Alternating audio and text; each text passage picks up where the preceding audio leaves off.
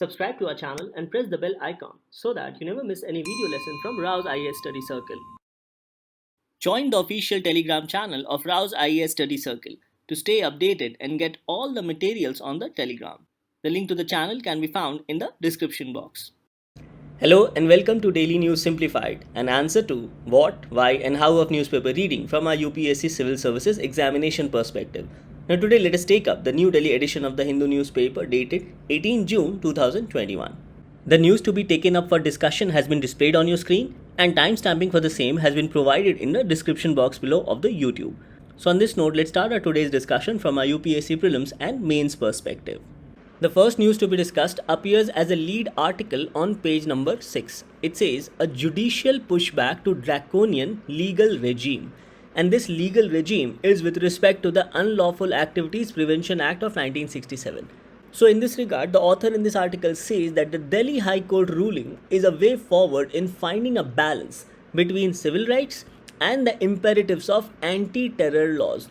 So in this entire discussion, the author in this article highlights that UAPA, that is Unlawful Activities Prevention Act of 1967, has been one of the most abused law in India, and provisions with respect to terrorist activities or terrorist acts and even terrorism has been used very loosely on individuals protesting against certain aspects of the government. So in this aspect, this article particularly deals with section 43D clause 5 with respect to the UAPA Act, as according to the author, this particular provision specifically prevents the accused to be released on bail on the basis of an investigation report submitted by the police officer to the judicial magistrate. Now the author says that this particular provision, that is section 43D clause 5 of UAPA, ensures that the magistrate has to only look at one side of the story, that is the report submitted by the police officer based on his investigation regarding the crime committed under UAPA.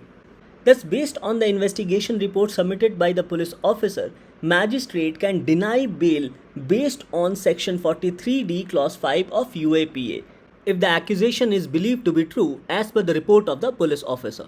So it is here where the author in this article has suggested that section 43D clause 5 presents only one side of the story, based on which the judicial magistrate has to decide the matter of granting bail or not granting bail to an accused charged under the UAPA.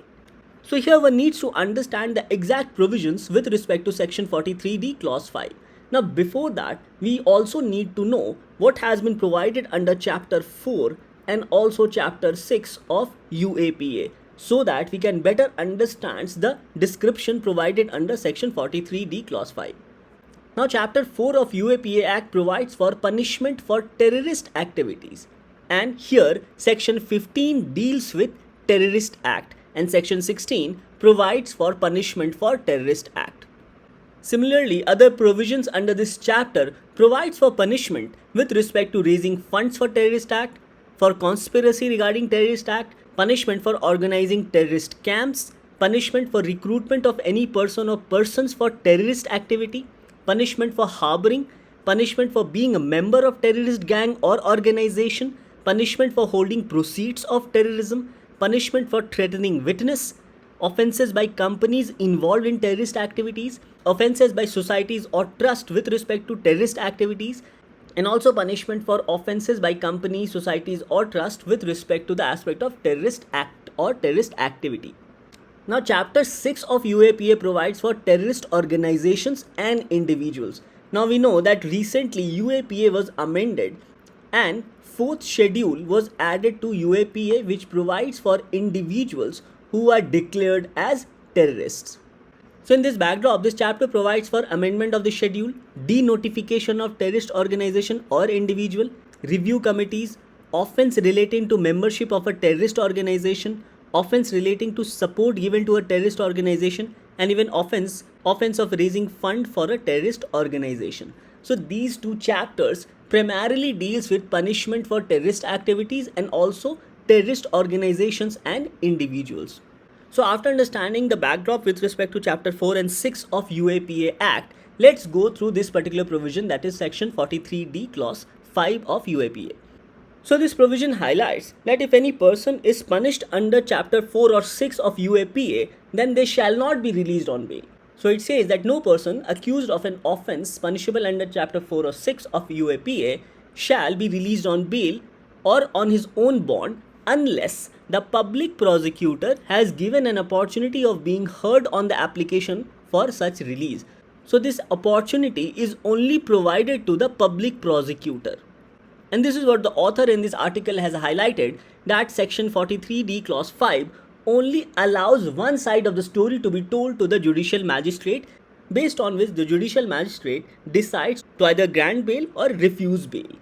Now this provision further provides that such an accused person shall not be released on bail or on his own bond if the court, based on the submission of police officer's report, that is under section 173 of CRPC, is of the opinion that there are reasonable grounds for believing that the accusation against such person is prima facie true. So it basically means that a police officer who is submitting its report under section 173 of CRPC is of the opinion that there are reasonable grounds for believing the accusation against such person to be true, then the judicial magistrate is bound to consider such opinion of the police officer.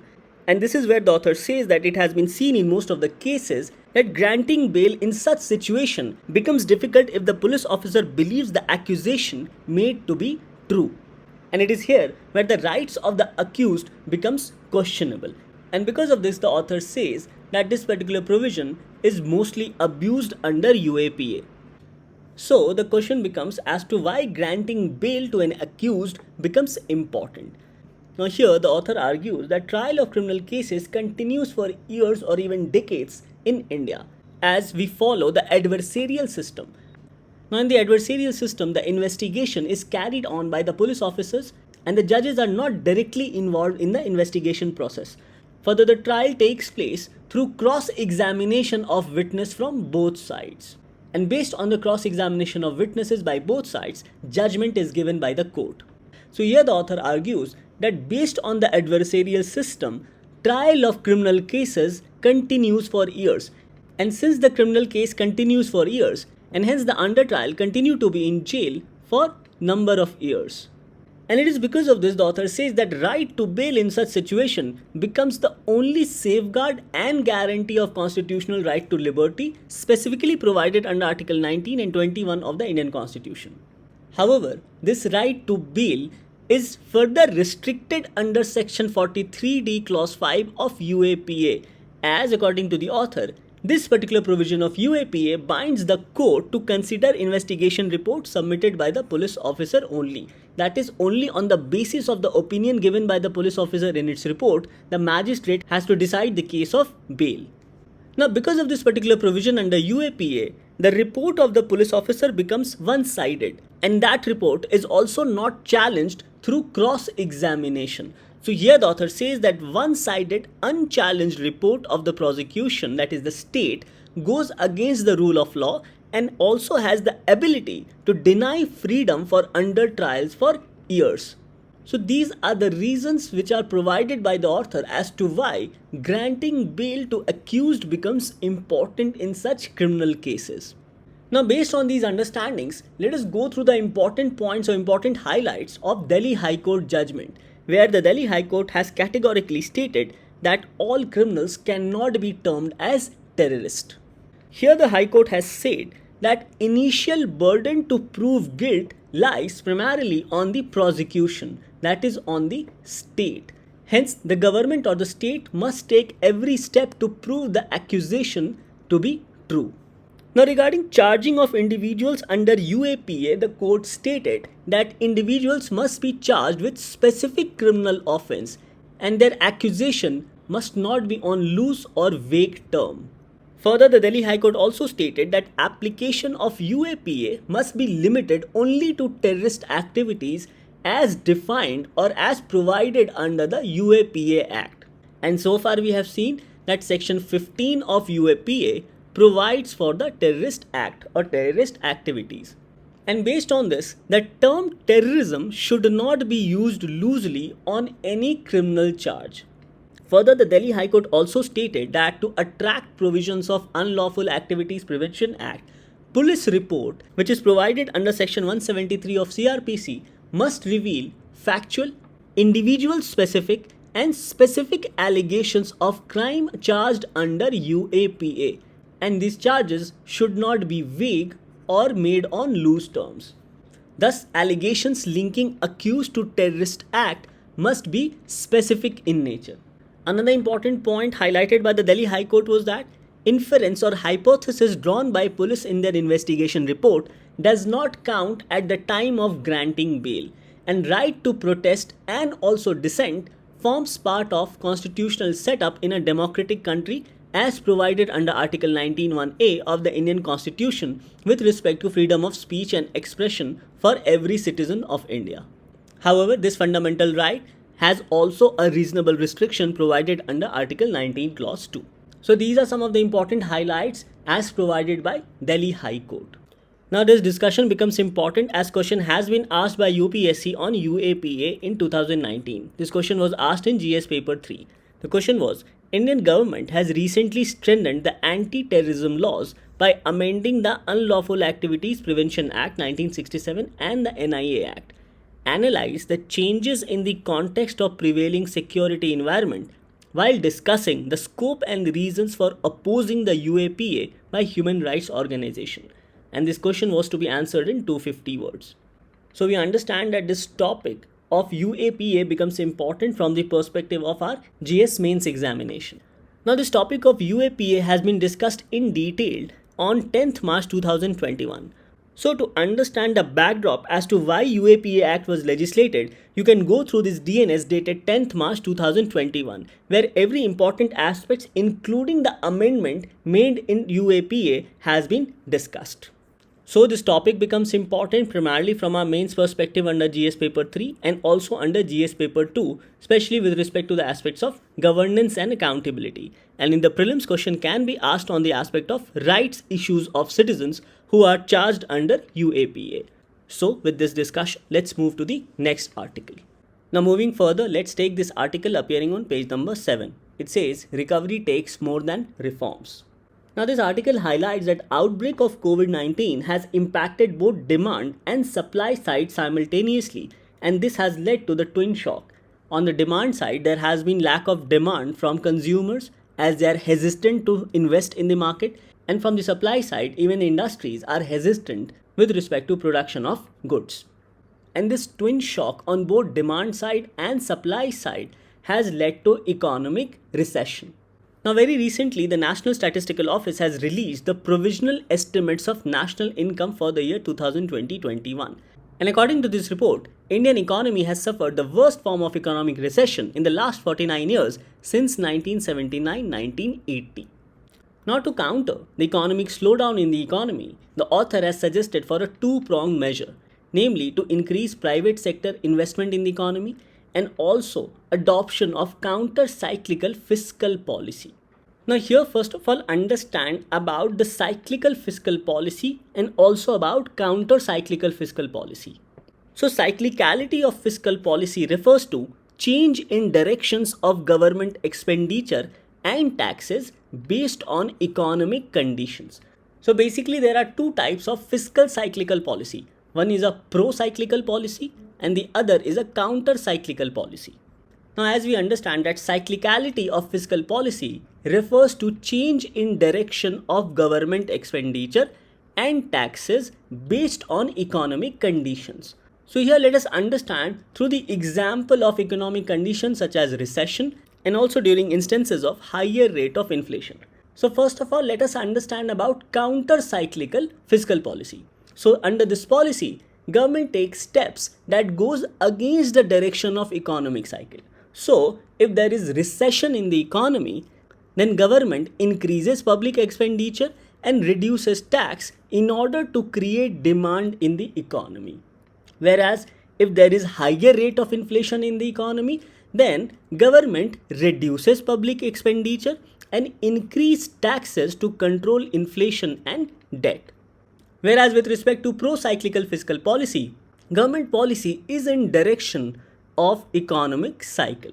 For example, during period of economic boom, the government intends to reduce tax and increase public expenditure. Now such type of pro-cyclical policy can also be adopted by the government during recession. However, the pro-cyclical policy is generally considered dangerous and can also increase economic volatility and hamper growth. Now, regarding the first aspect of increasing private sector investment, Government of India has already taken number of steps. These steps includes government has announced number of reforms under the Atmanirbhar Bharat package. Government has liberalized FDI norms in various sectors including defense, insurance, coal mining, etc. Government has also come up with new public sector enterprises policy which provides for privatization in strategic sectors such as atomic energy, space, defense, banking, insurance, power, mining, etc. However, the author in this article suggests that increasing private sector investment through these measures adopted by the government may not be adequate enough to encourage private sector investment in the economy. Now, the author says that unless demand picks up again in the economy, private sector would be hesitant to enhance investment as public is unwilling to spend more during these uncertain times. So here the author suggests that the only way forward for the government is to go for more public spending, that is to adopt counter-cyclical fiscal policy. So here the government should reduce tax and increase public expenditure to create demand. So regarding increase in public expenditure with respect to counter-cyclical fiscal policy, the author says that the government need not be worried about higher fiscal deficit and increasing public debt. Further, the author also argues that if needed, government should even go for deficit financing as it may not lead to higher inflation as is expected by certain economists. Now, deficit financing refers to government borrowing money from RBI. Now, based on the aspect of government borrowings, there has been a debate among economic scholars. As regarding the borrowings of the government, one section of the scholars believe to borrow more, whereas other section of the scholars believe in the idea to borrow less so that government should not exceed its fiscal borrowings. Now, this idea of borrowing more is followed by modern monetary theory, whereas the other idea to borrow less is generally considered as the conventional macroeconomics theory. Now, as per the modern monetary theory, government should borrow more despite higher fiscal deficit. So, based on this debate among scholars on modern monetary theory on one hand and conventional macroeconomics theory, let us go through the reasoning provided by both sides of the debate. Now, this debate has already been covered in the DNS dated 9 June 2020. Where we covered various aspects of deficit financing when the article appeared, Who's Afraid of Monetization of Deficit. So on this note, let us again revise the important aspect of this debate among scholars between modern monetary theory and scholars of conventional macroeconomics theory. So in this regard, let us go through the arguments put forward by scholars and economists who believes in conventional macroeconomics as well as scholars and economists who believes in the modern monetary theory. Now, prior to understanding both sides of the argument, let us understand this thing first. Now, the government generally borrows from the scheduled commercial bank. Say, for example, government borrows from SBI rupees 1000 crores. So, effectively, this means that the government is not bringing any additional money in the market and it is only utilizing the corpus which is there in the scheduled commercial banks from one hand to another. That is, the money which is there in the scheduled commercial bank, say SBI, is exchanging hands with the government or the Ministry of Finance. So in this example, additional money is not created in the market and only money which is there in SBI is transferred from the bank to the central government. Whereas if the government directly borrows from the Reserve Bank of India, then in such a scenario, this borrowing directly from the Reserve Bank will bring additional money in the market or additional money in the economy. And this bringing of additional money in the economy is referred as monetization of deficit. So as per the scholars believing in conventional macroeconomics, it says that more borrowings by the government will result in more public debt. Now this more borrowing by the government will further result in this flow of money in the market and this will lead to inflation in the economy. Now, since we have already discussed that money in the market is fixed, so suppose if more money is taken or borrowed by the government, then less money remains to be borrowed by the private sector. So in this regard, it says that more government borrowing leads to less money for the private sector to borrow, will result in increase in rate of interest. Now rate of interest increases because supply of money decreases because maximum of the money is borrowed by the government. So less money remains for the private sector, and because of less supply of money in the market, its demand increases, leading to increase in interest rate. So there are two things. First, there is less money available for the private sector, and whatever money is available for the private sector is available at a high rate of interest. So this overall will lead to decline in investment for the private sector. And this decline in investment for the private sector will also have an adverse impact on the employment opportunities in the market. So, as per the conventional macroeconomics, more borrowing by the government is not good for the economy. However, the same is not believed by modern monetary theory. Now, the modern monetary theory believes in monetization of deficit, as the government can also directly borrow from the Reserve Bank of India, thereby creating additional money in the market. However, the scholars of modern monetary theory believes that this additional money which is supplied in the market must be used in a productive way. That is, the money must be used in productive assets, thereby balancing demand as well as supply in the market. Now let us understand this through an example. So here there are two examples, especially after government has taken loan directly from the RBI, thereby bringing additional money in the economy. Or in other words, we can say that the government has monetized its deficit. So here there is a need to maintain the balance of demand and supply, and this can be done by investing this additional money in productive assets. So let us go through these two examples. In example 1, this additional money is invested in subsidy on LPG gas cylinder. Now this investment of money by the government in subsidy will definitely increase demand of LPG in the market. However, the supply still remains constant. So there is no increase or decrease in supply of LPG gas cylinder in the market. So we see that there is definitely a demand supply mismatch here. So overall we can also say that nothing productive is achieved or created by investing money in the subsidy on gas cylinder. So overall we can say that there is no asset creation. So in this example of investing additional money in the subsidy on LPG cylinder, it only boosts demand in the economy and does not impact supply. Now take another example. Now let us take the second example. Now here the government invests additional money into road construction, rail construction, construction of infrastructure, as well as into MG-Narega. Now what happens here is that productive asset is created on one hand, and this also leads to increase in demand for work, as it further creates employment opportunities at various levels. So overall we see two aspects here. First, there is an increase in demand with respect to demand for work. And second, there is also a supply in terms of asset creation.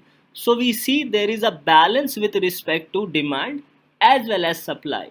And this balance between demand and supply also controls inflation in the economy. So in order to control inflation in the economy, there is a need for proportionate increase in demand as well as supply. And any mismatch of proportion of increase or decrease in demand and supply on either side will impact inflation in the economy.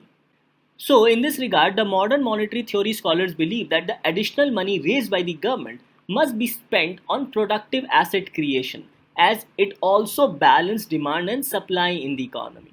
Further, the scholars of this sector believe that the government should not worry about higher deficits, as it can always bring additional money in the economy. So here the scholars of modern monetary theory believes that even if the public debt or borrowings of the government increases, then the government always has the option to raise additional money by borrowing directly from its central bank. In case of India, directly from the Reserve Bank of India. So it is in this aspect the scholars say that the government should not worry about higher deficits, as it can always bring additional money in the economy.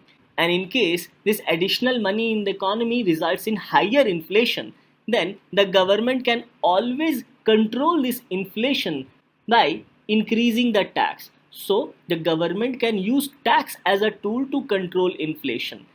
So these are the arguments which has been given by the modern monetary theorist with respect to supporting additional borrowings by the government. So these are the two sides of the argument with respect to borrowings by the government. That is whether the government should borrow more or whether the government should borrow less. Now here is another set of argument as proposed by the scholars of conventional macroeconomics. According to these scholars, they believe that even presently the RBI is indirectly providing additional money in the economy through open market operation. Now let us understand this through an example. Now here, as per the previous example, the government has took a loan of rupees 1000 crore from the SBI. Now how this mechanism had worked? It says the government borrows money from bank through issue of government security. So the government issued government securities to the banks and the bank purchased these government securities and lends money to the government. So after the SBI gave a loan to the government of rupees 1000 crore, SBI did another transaction with the RBI. So after providing loan to the government, what SBI did was it gave these government securities to the RBI, and RBI in lieu of the government security gave rupees 1000 crore to the SBI through open market operation. Now open market operation refers to outright sale or purchase of government securities by the Reserve Bank of India. So the scholars of modern macroeconomics say that even in the present situation where the government took a direct loan from the SBI, the RBI indirectly provided additional loan to the government. So according to the scholars, there was indirect case of monetization of deficit. Now this topic becomes important both from our prelims and from our mains perspective. In the prelims, questions can be asked with respect to economy, and in the mains, question can be asked under the aspect of GS paper 3, especially regarding issues pertaining to Indian economy and inclusive growth. So with this discussion, let's move to the next article. The next news to be taken up appears on page number 6. It says, a place for disruptive technology in India's health sector. Artificial intelligence, autonomous system, and data analytics have a defining role to play in shaping the medical sector. Now this article highlights about the importance of disruptive technology such as data analytics, blockchain technology, artificial intelligence, autonomous systems, cloud computing and quantum computing, Internet of Medical Things, and even 5G. As these technologies will improve the quality of service delivery in the India's health sector. Now this article has highlighted that India's medical community has been selfless in acting as frontline warriors for fighting the COVID-19, but we have also lost number of staffs in the process. So it is in such a situation that the relevance of disruptive technology and its application comes into focus, potentially helping to reduce the chances of hospital staff contracting the infection in the near future. So in a way we can say that disruptive technology is an innovation which displaces an established technology because it has superior attributes. So disruptive technology can be said to be such technology having superior attributes as compared to the existing technology. Further, disruptive technology has the potential to alter the way consumers, industries, or even business operate. So we can say that disruptive technologies can significantly alter ways of operation for consumers, industries, business, etc. And examples can be e-commerce sites, ride-sharing apps, use of GPS, etc. Now here it can be understood that in their own times, even the automobile, electricity service, and televisions were disruptive technologies of the past. So it is here where disruptive technologies having superior technical attributes can be utilized in the health sector. For example, hospitals in China are already using disruptive technology. For example, they have deployed 5G powered temperature measuring devices at the entrance of an hospital to flag patients having higher temperature. Robots in China are also measuring heart rates and SpO2 by providing certain kind of a bracelet. Now, trial was also conducted in Jaipur Hospital with respect to use of humanoid robots to deliver medicines and food to COVID patients. So it is in these backdrop, the article highlights the importance of disruptive technology in the health sector. Now, regarding the futuristic use of disruptive technologies in India's health sector, this article highlights that how different technologies can be utilized for this particular sector. So, regarding blockchain technology, it says that it can help in addressing the interoperability challenges that health information and technology systems face. These challenges can be overcome as health blockchain would contain a complete indexed history of all medical data, including formal medical records and health data from mobile applications and wearable sensors. Further, these data can also be stored in a secure network and authenticated, besides helping in seamless medical attention. Now, regarding big data analytics, this technology can help to improve patient-based service such as early disease detection. It can help the hospitals to provide the best facilities at less cost and also provide a level playing field for all sectors, thereby fostering competition in the health sector. Now, another important aspect highlighted in this article is regarding the artificial intelligence and also the Internet of Medical Things, or IoMT. Now, Internet of Medical Things refers to a connected infrastructure of medical devices, software applications, and health systems and services which are shaping healthcare applications. Another aspect highlighted in this article is regarding medical autonomous systems. Now, these autonomous systems in the medical sector can improve health delivery to a great extent, as their applications are focused on supporting medical care delivery in dispersed and complex environment, and this can be done with the help of futuristic technologies. So, this system may also include autonomous critical care system, autonomous intubation. Now, intubation is a procedure that is used when one person cannot breathe on their own. So basically, a tube is put through the throat of the person to the windpipe so that air can get in and out of the lungs easily. Autonomous cricothyrotomy, which is an emergency procedure to obtain an airway when other routine methods are ineffective. Now, here in this process, incision is made through the cricothyroid membrane. And similarly, this autonomous system can be utilized for other autonomous interventional procedures which can be done with the help of these medical autonomous systems. Further, the article highlights about cloud computing, which is another application facilitating collaboration and data exchanges between doctors, departments, and even institutions and medical providers to enable best treatment. So these are some of the futuristic disruptive technology which has been highlighted in this article, especially with respect to health sector. So overall, this article highlights that with the use of these disruptive technology in the future, especially with respect to the medical sector, there is a possibility to achieve universal health coverage even in India, as universal health coverage has been mandated by the World Health Organization. And according to the universal health coverage, all individuals and communities should receive health services without suffering financial hardship. Further, the author has also mentioned about amalgamating local knowledge along with technology, and this can be done at the level of primary health centers in India.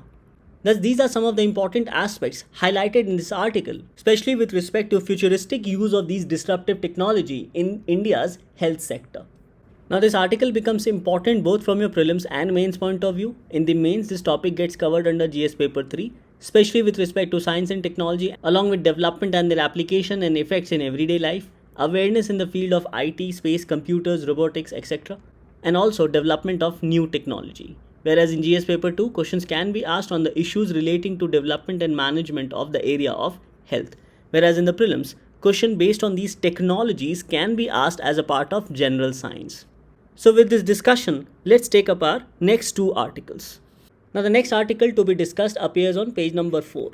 Now in this article, we need to understand about the Deepor Beel. It says Assam seeks realignment of tracks through the wetland.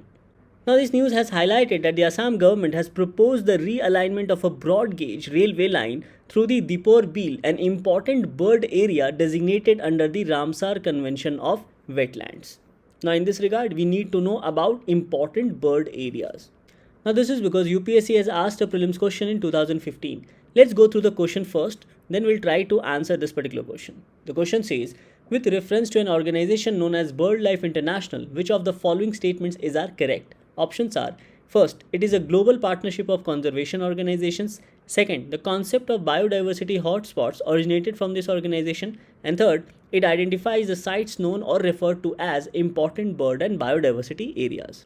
Thus, to answer this question, we need to know about important bird areas. Now, it's generally regarded that birds are an excellent indicators of ecosystem health.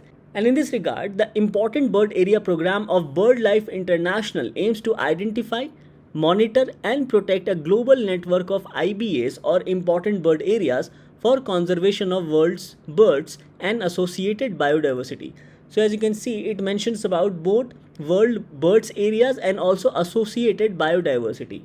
So, the IBAs serve as a conservation areas for protection of birds at the global, regional, or even at sub-regional level.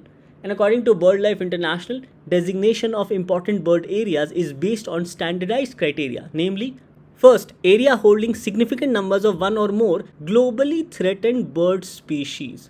Second, the area must be one of a set of sites which together hold a suite of restricted range species or biome restricted species. And third, the area must have exceptionally large number of migratory or congregatory birds. So these are the criteria according to BirdLife International for an area to be designated as important bird area. Now these criteria must be remembered from your prelims perspective. So considering these criteria, we understand that important bird areas contain a range of habitats such as wetlands, mudflats, microhabitats in biodiversity hotspots, grasslands and scrublands, and making all of them excellent indicators of biodiversity richness. And regarding BirdLife International, this is a global partnership of conservation organization, basically an NGO, which strives to conserve birds, their habitats and global biodiversity, and also works with people towards sustainability in the use of natural resources. As the logo of BirdLife International highlights about partnership for nature and also people. So coming back to this answer again, first, it is a global partnership of conservation organization. Yes, this is correct. Second, the concept of biodiversity hotspots originated from this organization. No, this is incorrect. Third, it identifies the sites known or referred to as important bird area and biodiversity areas. Yes, this is also correct. So the question was, select the correct answer using the code given below. So here the correct answer becomes C, that is 1 and 3 only. So UPSC can again ask questions on important bird areas. And here you must know that Deepor Beel is also an important bird area and has also been designated under the Ramsar Convention for Wetlands. Now the Deepor Beel is in Assam and very close to Guwahati and also very close to the Brahmaputra river. So Deepor Beel is a permanent freshwater lake in the former channel of Brahmaputra river.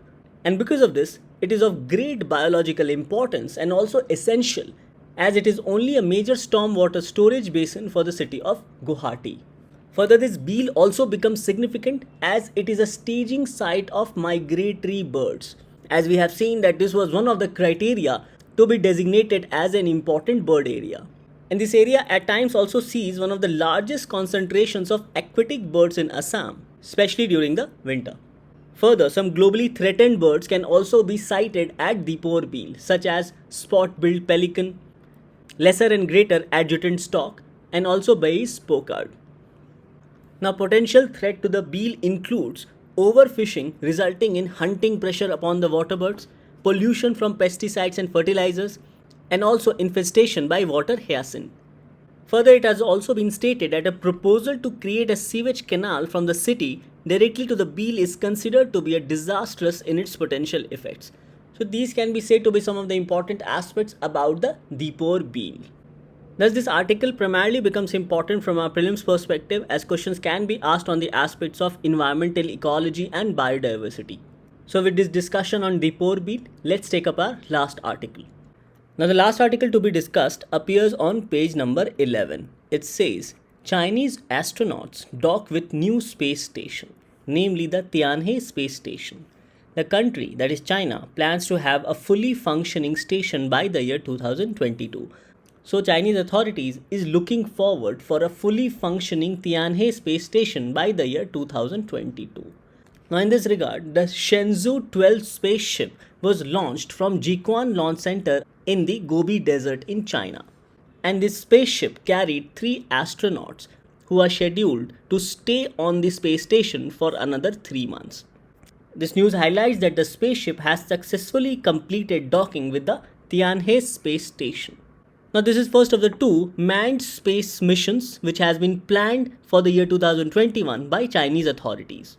The news highlights that the mission will help test technologies related to long-term astronaut stays and healthcare, recycling and life support system, supply of space materials, extravehicular activities, and also operations, and also in-orbit maintenance.